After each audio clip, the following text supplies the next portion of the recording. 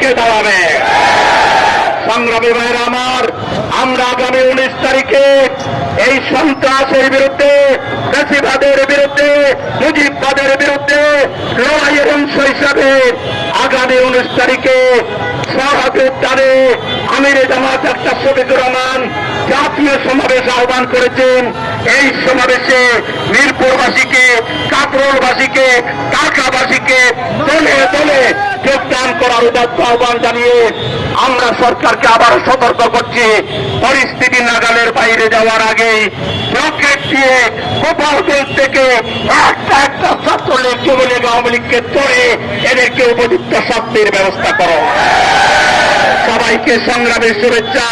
কারণ ষড়যন্ত্রের বিরুদ্ধে, আধিপত্যবাদের বিরুদ্ধে, ফ্যাসিবাদের বিরুদ্ধে সবাইকে লড়াই করার জন্য, শহীদ হওয়ার জন্য প্রস্তুত থাকতে হবে। আপনারা কি রাজি আছেন?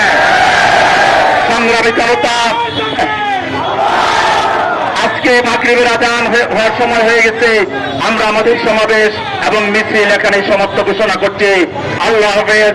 বাংলাদেশ।